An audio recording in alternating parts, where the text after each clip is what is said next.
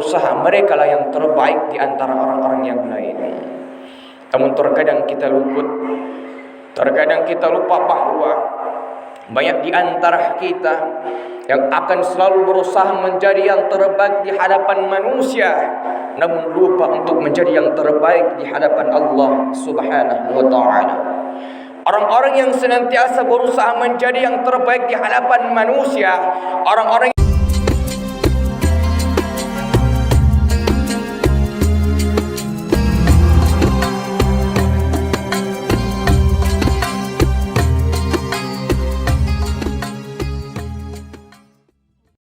Innal hamdalillah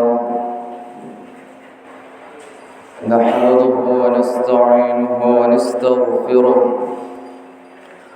wa na'udzu billahi min shururi anfusina wa min sayyiati a'malina man yahdihillahu fala mudilla lahu wa man yudlilhu fala hadiya lahu. أشهد أن لا إله إلا الله وحده لا شريك له وأشهد أن سيدنا محمدا عبده ورسوله المبعوث رحمة للعالمين.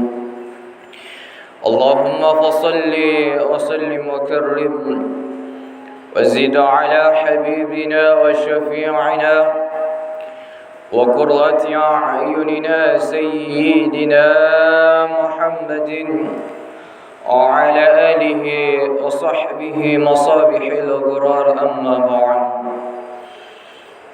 فأيها الهاجرون، فقال الله سبحانه وتعالى في كتابه الكريم: أعوذ بالله من الشيطان الرجيم، بسم الله الرحمن الرحيم. يا أيها الذين آمنوا اتقوا الله حق تقاته ولا تموتن إلا وأنتم مسلمون. صدق الله العظيم،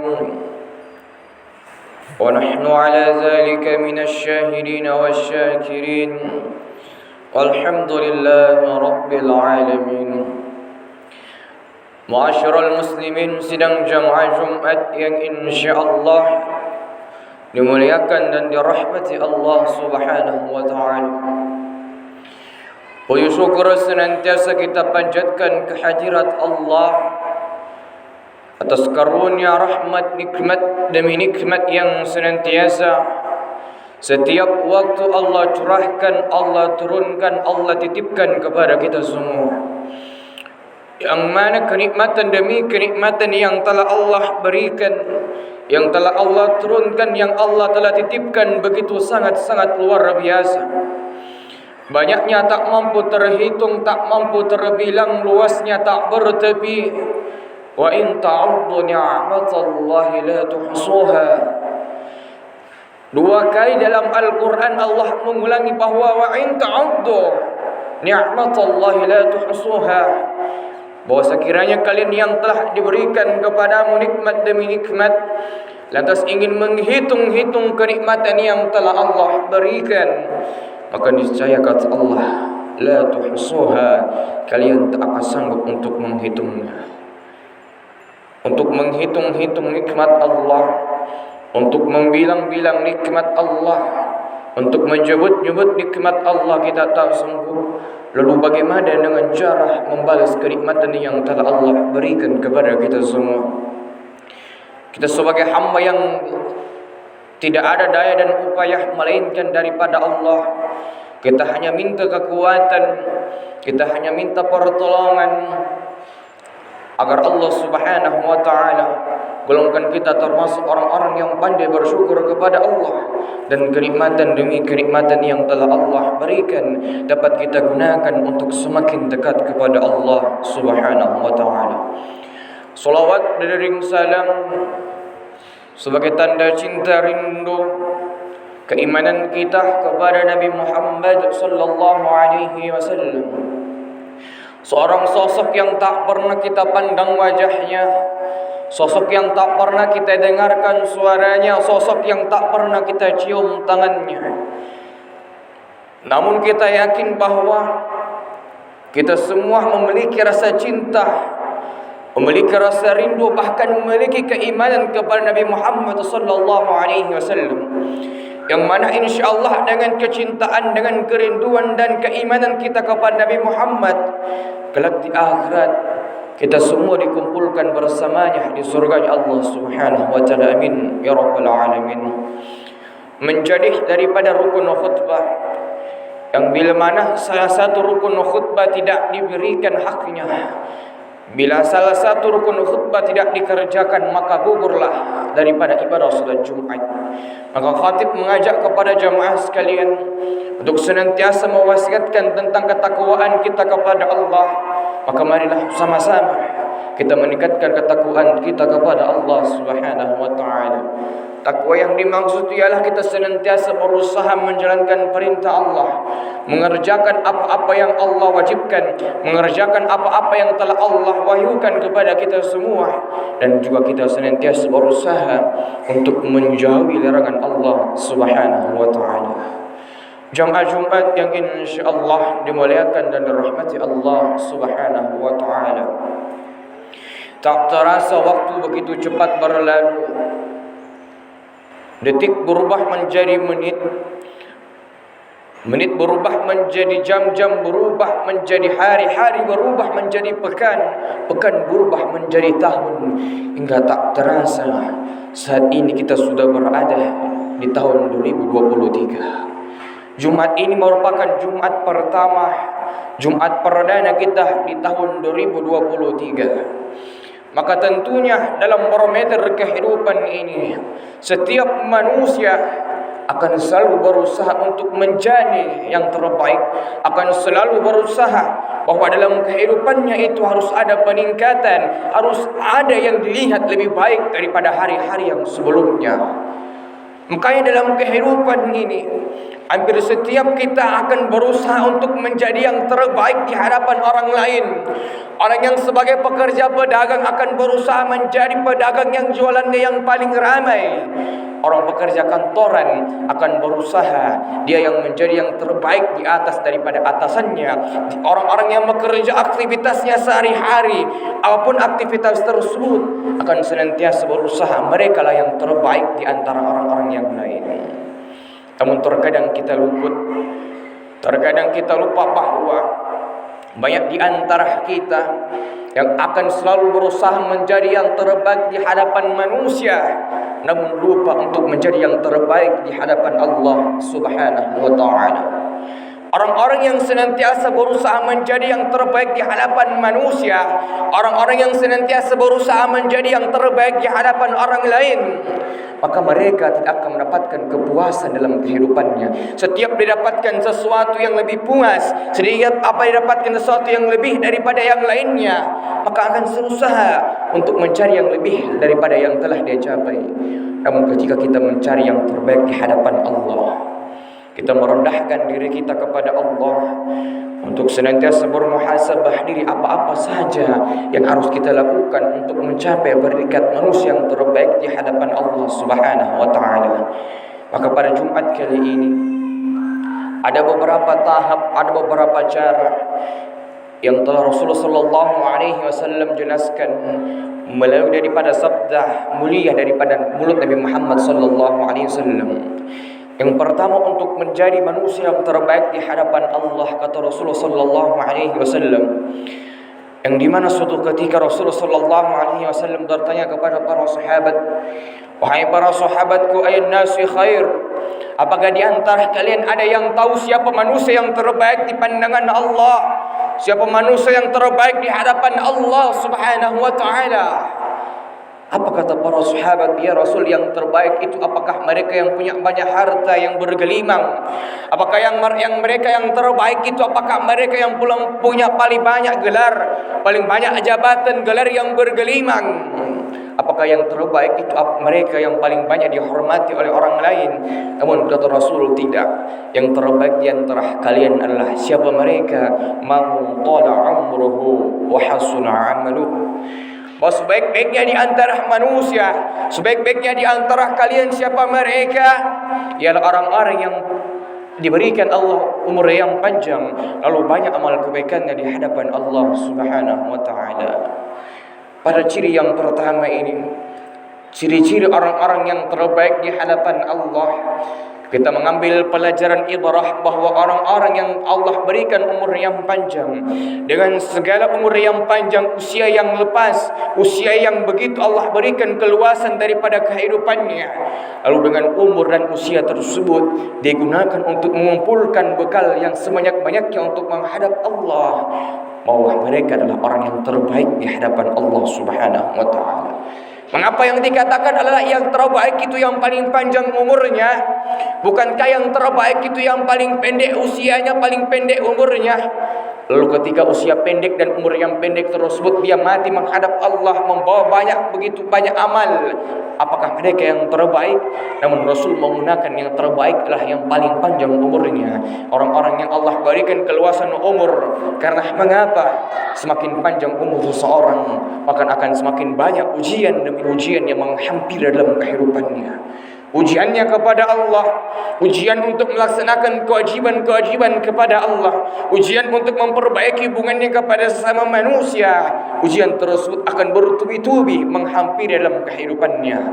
Makanya kata Allah Subhanahu wa taala dalam surah Al-Mulk ayat yang kedua, "Allazi khalaqal maut", bahwa yang namanya manusia sesungguhnya mereka akan kami matikan, wal haya, lalu setelah kami matikan mereka akan kami bangkitkan kembali, akan kami hidupkan mereka kembali. Untuk apa Allah matikan? Lalu untuk apa Allah hidupkan kembali? Liyabluwakum ayyukum ahsanu amala. Allah ingin menguji di antara mereka. Allah ingin menguji siapa di antara manusia. Ayyukum ahsanu amala, siapa di antara kamu yang paling bagus amal kebaikannya, yang paling banyak amal solehnya menghadap Allah Subhanahu wa taala. Lalu kita tanyakan, 1 tahun berlalu di tahun 2022, apakah benar-benar sudah kita persiapkan untuk menjadi manusia yang terbaik di hadapan Allah? Apakah sebaik-baiknya tahun yang kita kerjakan daripada ibadah-ibadah yang telah kita kerjakan di hadapan Allah, apakah sudah menjadi ibadah yang terbaik yang telah kita kerjakan untuk Allah Subhanahu wa taala? Salat Jumat yang telah kita kerjakan, ratusan salat Jumat yang telah kita kerjakan dalam kehidupan ini semenjak kita hidup, apakah sudah yakin diterima oleh Allah Subhanahu wa taala? Amal-amal soleh yang kita kerjakan, kemudian ibadah di bulan suci Ramadan, puasa di bulan suci Ramadan, apakah kita yakin bahwa ibadah tersebut sudah diterima oleh Allah Subhanahu wa taala? Tentunya kita semua akan selalu berusaha agar kita menjadi yang terbaik di hadapan Allah, dengan sebaik-baiknya manusia memanfaatkan umur yang telah Allah berikan untuk memperbanyak amal kebaikannya di hadapan Allah Subhanahu wa taala. Jemaah Jumat yang insyaallah dimuliakan dan dirahmati Allah Subhanahu wa taala. Lalu kemudian yang kedua kata Rasulullah sallallahu alaihi wasallam, siapa mereka yang terbaik di hadapan Allah? Khairukum man ta'allama al-Qur'an wa 'allamahu. Bahwa sebaik-baiknya kamu ialah orang-orang yang belajar Al-Quran lalu mereka mengajarkan Al-Quran. Hadis ini tidak sebentar daripada kita berhenti bahawa kita dianjurkan untuk belajar saja, namun kita punya kewajiban untuk mengajarkan Al-Quran. Lalu orang-orang yang sudah sampai pada tahap belajar dan mengajarkan Al-Quran, tentunya akan mereka berusaha untuk mengamalkan apa-apa saja isi Al-Quran. Mari kita tanyakan pada ciri yang kedua ini, sudah seberapa dekat kita dengan Al-Quran? Apakah dalam kehidupan ini kita telah jadikan Al-Quran sebagai imam? Apakah kita telah menjadikan Al-Quran sebagai pedoman dalam kehidupan ini, dalam pekerjaan kita? Apakah kita semua mengikuti daripada isi-isi Al-Quran untuk menjalankan pekerjaan dan aktivitas kita semua? Hakikatnya Al-Quran Itu menjadi skenario yang harus kita ikuti, yang telah Allah berikan kepada kita semua. Hakikatnya dalam kehidupan ini, kita semua sebagai manusia Allah hadirkan sebagai orang-orang yang dalam Al-Quran kata Allah, "Amal hayatud dunya illa mata'ul ghurur." Bahwa kehidupan dunia itu hanya sebagai senda gurau belaka, hanya sebagai panggung sandiwara belaka. Mana yang disebut sebagai senda gurau belaka, mana yang disebut sebagai panggung sandiwara belaka. Kita seorang manusia hanya sebagai orang-orang yang membuat film dalam kehidupan kita ini. Allah Subhanahu wa taala yang menjadi sutradaranya, yang menjadi perangkat kameramen adalah para malaikatnya Allah Subhanahu wa taala, yang menjadi pemerannya kita semua yang bernama manusia. Siapa orang-orang pemeran film atau manusia yang memerankan film yang mereka telah diberikan skenario oleh Allah, yaitu Al-Quran dan hadis, lalu mereka mengikuti skenario tersebut, mereka adalah pemain yang akan mendapatkan bonus dari Allah Subhanahu wa taala. Mereka adalah pemain-pemain yang akan mendapatkan hadiah daripada sutradaranya. Mereka adalah pemain-pemain yang akan disenangi daripada sutradaranya. Namun siapa pemain yang tidak mau mengikuti skenario Al-Quran dan hadis dalam kehidupannya, maka mereka akan menjadi manusia-manusia pemain yang akan menjadi orang-orang yang merugi di hadapan Allah, adalah orang-orang yang paling menyesal di hadapan Allah Subhanahu wa taala, karena menyanyiakan bahwa Al-Quran mereka tidak ikuti, bahwa hadis mereka tidak mau wajurkan, bahwa hadis mereka tidak mau kerjakan dalam kehidupannya. Maka mari kita tanyakan hubungan kita dengan Al-Quran. Kita sebagai seorang bapak, kita tanyakan dalam rumah kita sudah berapa anak yang sudah pintar membaca Al-Quran. Kita sebagai seorang ayah, kita tanyakan sudah berapa anggota keluarga kita yang sudah mampu melafazkan Al-Quran dan dengan baik dan benar. Maka mari kita tanyakan hubungan kita dengan Al-Quran. Jikalau sudah kita memperbaiki hubungan dengan Al-Quran, insyaAllah kita akan menjadi manusia yang terbaik di hadapan Allah Subhanahu wa ta'ala. Jumat-Jumat yang insyaAllah dimuliakan dan dirahmati Allah Subhanahu wa ta'ala. Lalu kemudian yang ketiga, kata Rasulullah sallallahu alaihi wasallam, manusia yang terbaik di hadapan Allah, khairun nas anfa'uhum linnas, sebaik-baiknya di antara kamu yang paling bermanfaat untuk yang lainnya. Islam tidak sekadar mengajarkan kepada kita semua untuk memperbaiki hubungan kepada Allah, namun ada hak hubungan kepada manusia. Makanya dalam Al-Quran Allah selalu menyebutkan hablum minallah wa hablum minan nas. Ada hubungan kepada Allah, namun jangan lupa ada hubungan sama manusia yang patut kita jaga kewajiban. Maka mari kita tanyakan, sudah berapa banyak kebaikan yang telah kita perbuat untuk orang lain? Sudah berapa banyak manfaat yang telah kita berikan kepada orang lain? Makanya dalam kehidupan ini senantiasa kita sebar manfaat untuk orang lain, senantiasa kita sebar kebaikan untuk orang lain. Ketika kita mendengarkan ada daripada saudara kita yang membutuhkan bantuan, kitalah orang yang paling pertama memberikan bantuan kepadanya. Ketika ada orang yang sedang tertimpa musibah, kita adalah orang yang paling pertama menjulurkan bantuan kepada mereka. InsyaAllah ketika kita sudah mampu menerapkan 3 cara ini, yaitu memanfaatkan umur sebaik-baiknya kita di hadapan oleh Allah, memanfaatkan umur kita untuk memperbanyak bekal di hadapan Allah. Lalu kemudian yang kedua, kita mengamalkan isi Al-Quran, kita belajar dan mengajarkan Al-Quran. Lalu yang ketiga, kita berusaha untuk menjaga hubungan kepada sesama manusia dengan cara menjadi manusia yang terbaik, menebar kebaikan dan menjadi orang yang menebar manfaat. InsyaAllah kita akan menghadap Allah menjadi manusia yang terbaik di hadapan Allah Subhanahu wa taala. Amin ya rabbal alamin. Kita berharap kepada Allah Subhanahu wa taala agar di awal tahun ini Allah Subhanahu wa taala senantiasa berikan kita hidayah petunjuk untuk semakin dekat kepada Allah dan Rasul-Nya. Agar di tahun ini kita berharap kepada Allah Subhanahu wa taala, Allah Subhanahu wa taala senantiasa berikan kita kesehatan wal afiat untuk semakin dekat kepada Allah dan Rasul-Nya. Kita berharap kepada Allah Subhanahu wa taala agar Allah senantiasa berikan kita umur yang panjang untuk menjaga sebaik-baiknya amal kita di hadapan Allah Subhanahu wa taala. Amin ya rabbal alamin. A'udzu billahi minasyaitonir rajim. Bismillahirrahmanirrahim. Wal 'ashr innal insana lafi khusr illa alladhina amanu wa 'amilus solihat wa tawassaw bil haqq wa tawassaw bis sabr. Aqulu qawli hadha